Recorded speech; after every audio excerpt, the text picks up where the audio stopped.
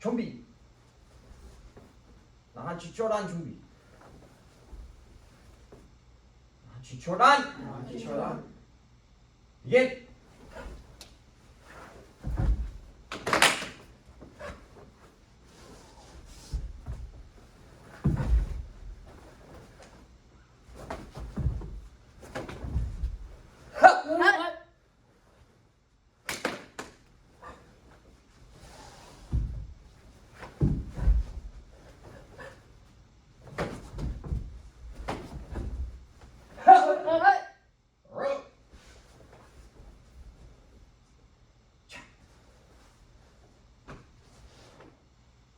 One of the best benefits that you get from karate practice is it's something that you can do for exercise. It's for your health. I do think that the applications behind the movements in Naihanchi are pretty cool. It's a part of why I like it. But I also like that it can be done in a relatively small space. Does that make sense? Sure. Practice it every day. Sometimes I'll do other forms in addition to it. But I do it in my living room. And something for you guys to think about. Life is going to take you all kinds of places. Bring your training with you anywhere that you go. It's one of the best benefits you can get from it. It's a light form of exercise. From this position, where your arms are crossed. And we're going to go into that initial position that's followed by the elbow strike. Does everybody understand? So I start here. I bring my arm under, grabbing around the wrist and pulling to my hip. As I do that, because I have to worry about that back arm, I'm going to block the back arm by pressing my palm into his bicep. So I start here, I go 1, 2.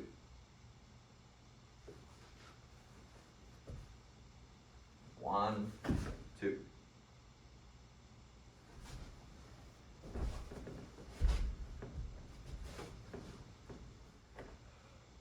Pulling in and striking, perfectly fine. It's an interpretation for why you elbow into your palm. You also can just hold here and just strike. Both are fine. So from here, 1, 2. 1, 2. 1, 2. 1, 2. Any questions? Let's get to it.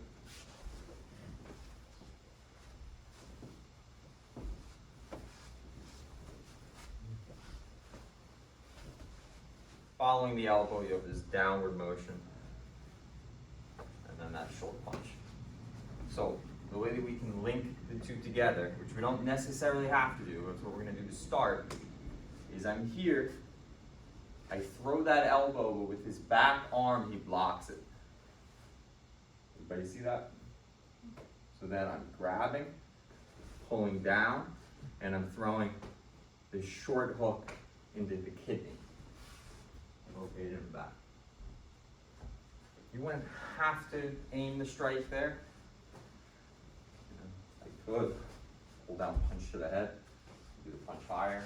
The form generally should, depends on the style, but the form generally shows it going to a lower target, but could easily be a higher strike. Does everybody understand? 1, he blocked. 2, 3, 4. Try it.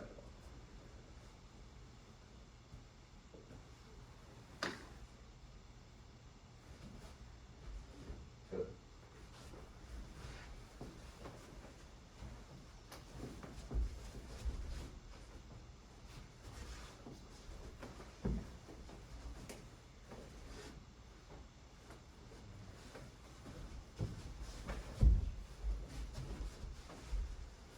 The number one mistake that I see here is you guys are not maintaining a proper stance.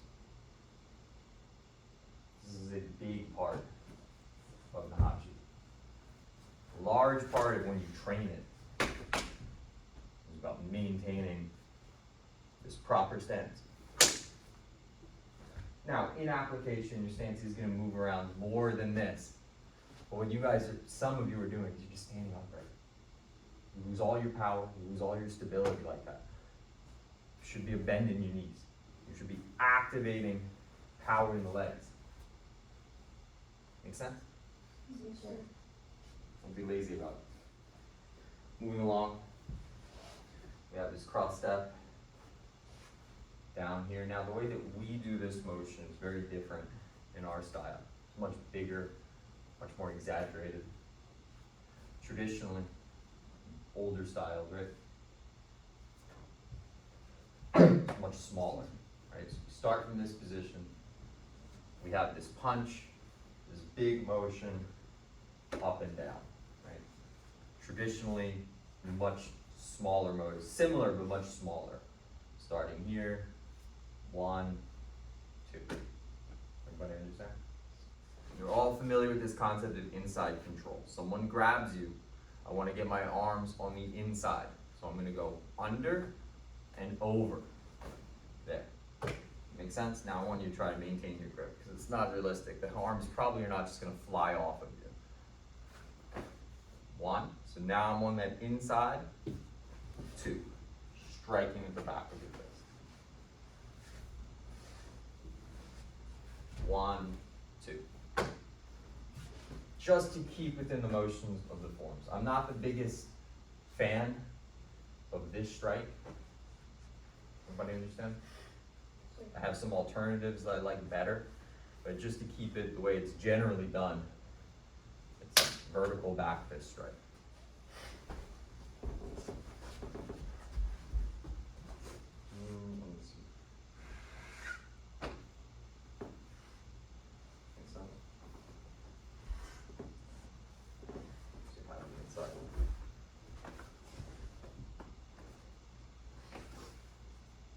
Right, I guess. I've seen some people that do it more almost like a short uppercut, which I like a lot better. So I come here, right, same position, inside, but then instead of hitting with that back of my fist, I hit up into the strike. Okay. 1, 2. So you're in a clinch, somebody's grabbing you, and you know, more like our clinch sparring here. Right? That inside position, strike, uppercut. There's a very famous karate teacher named Choki Motobu who said that these motion with your legs is that you're kicking an enemy that's in front of you. Now, there's some debate as to exactly what he means by that. Personally, I don't really feel that like kicking exactly this way feels so practical. But Motobu in his books also had partner drills where he did kicks that went forward like this. So that's kind of what I would think of it.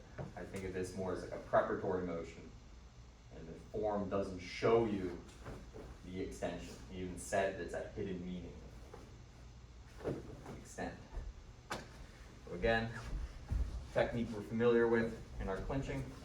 My leg comes up, and then I turn my toes out and hit. This can be a very effective technique, very effective kicking technique at close range. Now I'm just making a light touch. Oh, be careful, guys, when kicking into each other's legs. You know, there's some risk of injury, of course. I don't want you guys to do something to damage each other's knees, so always just a light touch.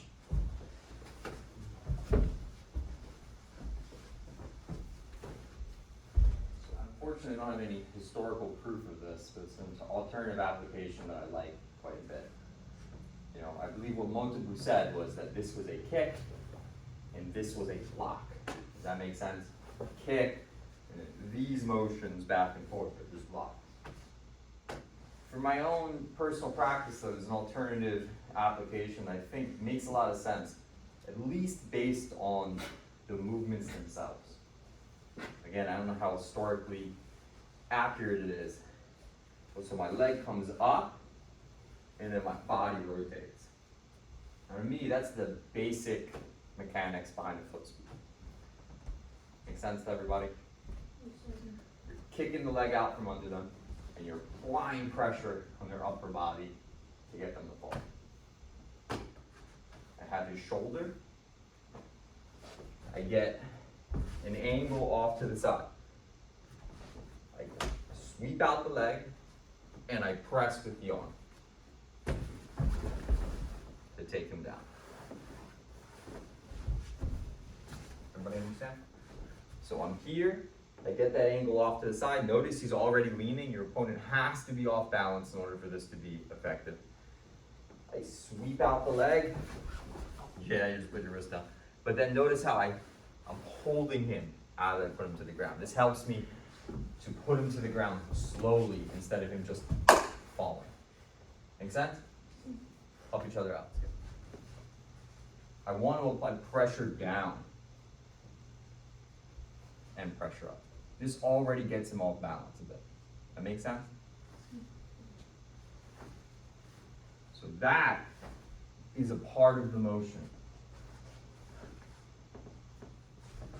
So, final part. Down, out. Now, a lot of different ways that this has been interpreted. Some would say similar to the beginning of the form.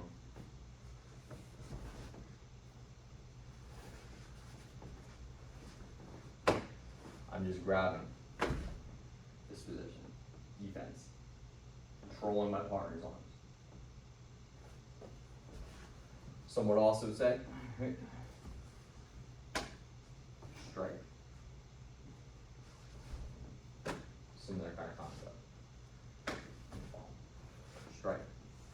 I always like to think of it as well, and this is the way, and I don't know if it was originally done this way, but it has more of this horizontal extension rather than a straight extension. In the clinch, these kinds of short hammer fist strikes can be very effective. Techniques that we covered here. Elbows, right? Hook punches.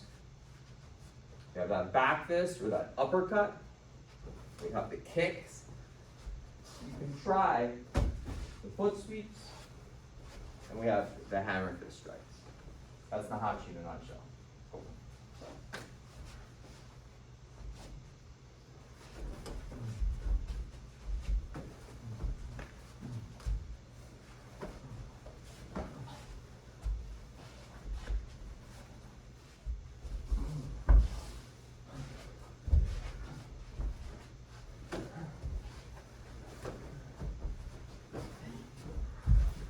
Everybody understand?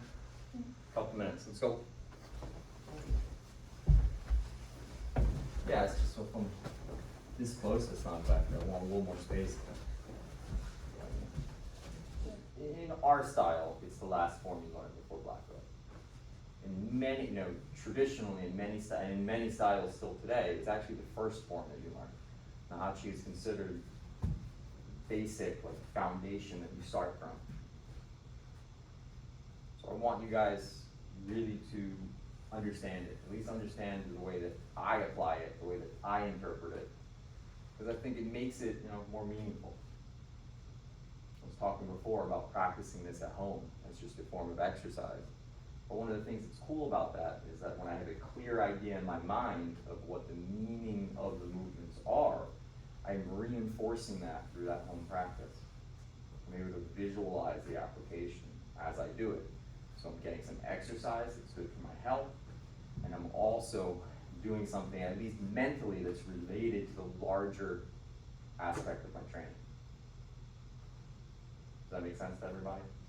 It's also pretty cool because it helps you, if you can learn how to interpret a single form, you can apply similar principles to all of our forms. Does that make sense? One of the nice things about Naihanchi, in just a few minutes, I can go through the whole thing with you guys, because it's a very short, very compact form. But by studying a single karate form in depth, you're able to get a better understanding of how karate works in general. Make sense to everybody? Any questions?